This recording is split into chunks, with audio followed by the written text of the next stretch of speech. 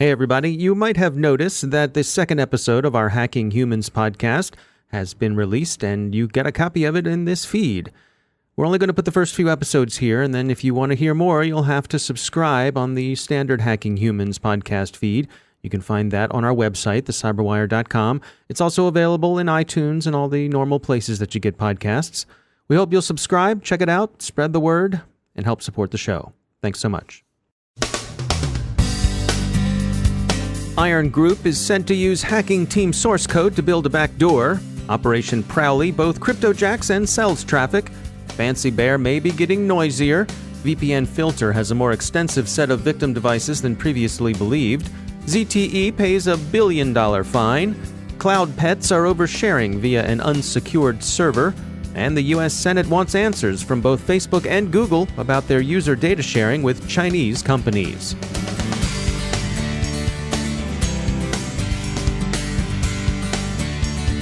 Time to take a moment to tell you about our sponsor, Komodo. Here's the bad news. There is no way you will ever be able to stop malware from entering your network. The good news is Komodo renders malware useless. That's why Komodo customers can click on anything. Over 120 million new pieces of malware were created in 2017. So even at 99%, you're still a target for 1.2 million pieces of malware. If you do the math, that's still over 3,000 problems per day that current solutions cannot solve.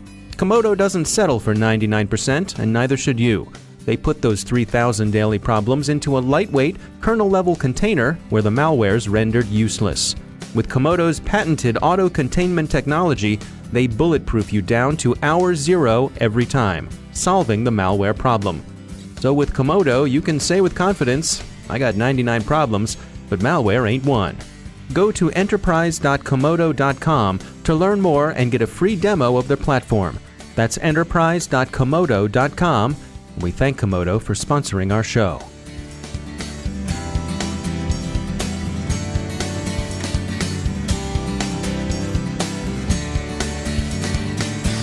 Major funding for the CyberWire podcast is provided by Cylance. From the CyberWire studios at Data Tribe, I'm Dave Bittner with your CyberWire summary for Thursday, June 7th, 2018. Intezer researchers say they've found a backdoor in the wild that's based on hacking team tools. The security firm says that the Iron Group, which they suspect of being a Chinese criminal gang, is behind the backdoor. Iron Group's code is based on hacking team's leaked RCS source code. Most of the victims, as well as the perpetrators, appear to be in China. Guardicore Labs describes Operation Prowly, a campaign that manipulates traffic and mines cryptocurrencies. There are roughly 40,000 infected machines in a wide range of organizations and sectors. Guardicore regards Prowly as a straight-up criminal caper, not something mounted by a nation-state. They get paid in two ways. First, through cryptojacking, installing a cryptocurrency miner in victim machines. And second, they also earn some change through traffic monetization fraud, in which the Prowly operators sell traffic for routing to various dodgy domains, many of which hawk hemi-semi-demi bogus goods or services, or simply distribute malware. Guardicore has seen two principal attack vectors, a worm that propagates through machines running SSH, and Joomla servers, whose K2 extension renders them vulnerable to a file download bug. To defend yourself, Guardicore recommends patching, hardening, and if you are hit, changing credentials as part of the mop-up. Palo Alto's Unit 42 thinks the Sophacy Group is quietly changing its tactics. Sophacy, generally regarded as belonging to Russia's GRU, also known as Fancy Bear, Pawnstorm, Sednit, or Tsar Team, had tended to prospect a small number of selected individuals within a targeted organization. They also tended to use the same exploits and malware against those individuals. For all of Fancy Bear's reputation for being noisy, this is a relatively unobtrusive approach. But now, Unit 42 sees the group adopting parallel attacks, a shotgun approach to many more individuals. They're also using a more diversified set of exploits and malware, presumably to achieve higher infection rates. All in all, the new approach reminds observers more of a criminal gang's work than a nation-state's intelligence service, but don't be deceived. This is a change in style, not management. Duo Security recently published the results from their third annual Trusted Access Report, comprising data from nearly 500 million authentications per month and almost 11 million devices. Kyle Lady and Olabode Anishe both worked on the report, and they join us to share the results. We hear first from Olabode. One of the major things of this report, or major points of research, was trying to look into what are some of the behaviors of users? We had a hypothesis of people are working more remotely, people are more mobile. We wanted to see if that would bear out in our data. And we did find that our hypothesis was validated and that people are authenticating from more unique external networks. So we saw a big increase, especially in the enterprise space, about 24% of people in terms of looking at the ratio of unique external networks that were accessed to users for each one of our customers in each of the market segments. So that was particularly interesting because it kind of goes to the point of let's allow people to work where they work best, whether that's a coffee shop, whether that's their home or some other area. Of course, that does present some different challenges for an IT admin, but that was one of their bigger points. The other thing was, I guess the next point was at the Windows 10 adoption. We saw a huge increase in Windows 10 adoption going from 2017 to 2018. Almost hitting that 50% mark, but not quite yet. And last, we saw that phishing was still as effective from the data that we gathered from the Duo Insight phishing simulation tool. Now, do you find that folks out there have common misconceptions when it comes to authentication?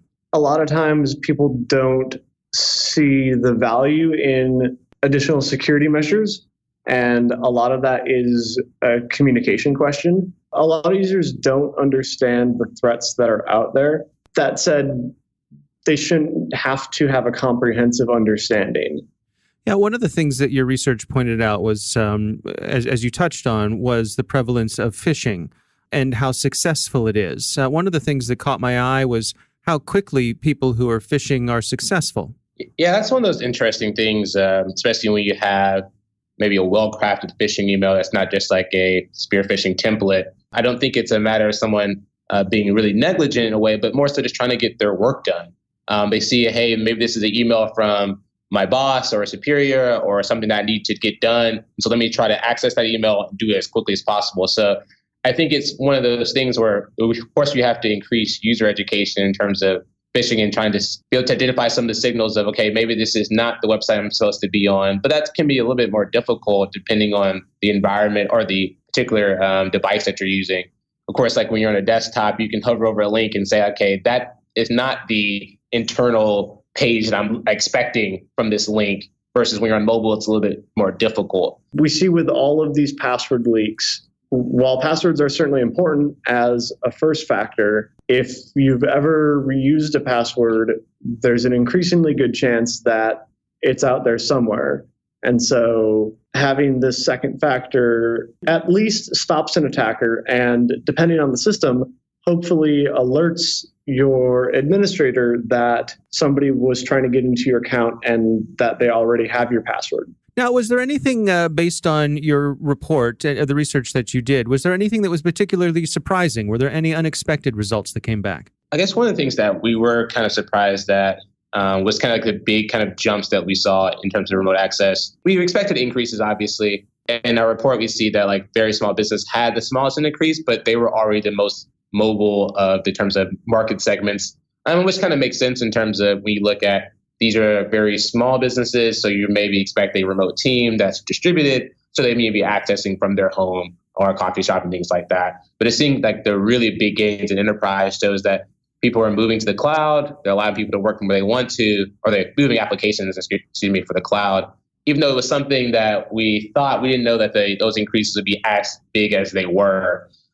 Another surprising result was actually seeing this increase in Windows 10, which is really encouraging. It almost doubled over the past year. This is in particular encouraging because Windows 10 has a lot of security improvements, just simply as a baseline, as well as then you're setting yourself up for that many more years of updates before it's obsoleted. And so seeing that more businesses are using Windows 10 than other versions of Windows is definitely a positive result that we saw. That was Kyle Lady. We also heard from Olabode Anishe. They're both from Duo. You can check out their authentication report on the Duo website. VPNFilter is not only attempting to reconstitute its botnet of routers, but it's now been found to infect more models than it had formerly captured. Cisco's Talos unit has found infestations in Asus, D-Link, Huawei, Ubiquiti, Upvel, and ZTE devices. Seeking to return to American good graces, ZTE pays a $1 billion fine and replaces its leadership. So China's number 2 device maker seems to have gotten a reprieve, but suspicion continues to surround it. Several retailers have pulled Cloud Pets from their physical and virtual shelves. The plush toys share audio messages in a cloud, which is fine, but those messages transit an unsecured MongoDB server, a known issue, as the kids in IT say, for some time.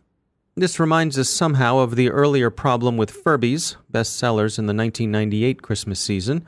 By the middle of January 1999, the Scrooges and Grinches, who then ran Fort Meade, made everyone in NSA leave their Furby friends under the trees. Furbies, it seems, tended to repeat the things they heard.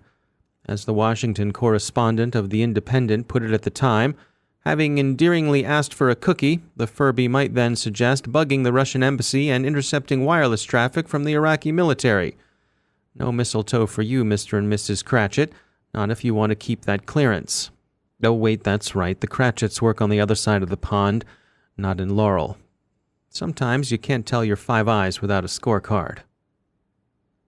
Anyway, this time it's Amazon and Walmart and the likes playing the killjoy, but they're probably right to do so. Little kids should leave their unsecured interactions with strangers on their smartphones, just the way Silicon Valley intended. Speaking of Silicon Valley, the U.S. Senate wants answers from both Facebook and Google about data sharing with Huawei and other Chinese manufacturers. Salons on both sides of the Atlantic just won't let it go. Over in Westminster, Parliament is still chewing on the former head of Cambridge Analytica. What's a little bit of data sharing among colleagues anyway? Besides, people probably must have consented to it somewhere. We're pretty sure there was something in the EULA and terms of service about it. And besides, as everyone knows, the large print giveth, and the small print taketh away.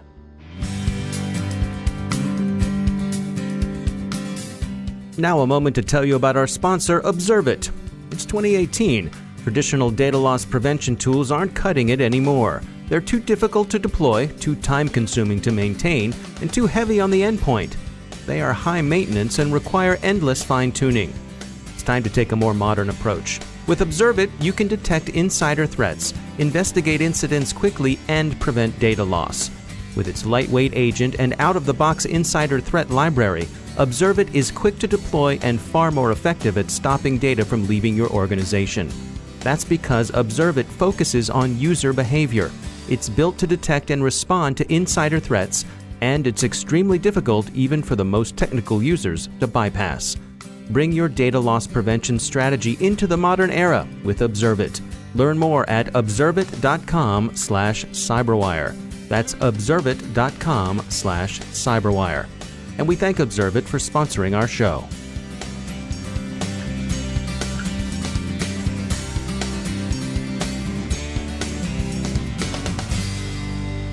And I'm pleased to be joined once again by Daniel Prince. He's a senior lecturer in cybersecurity at Lancaster University.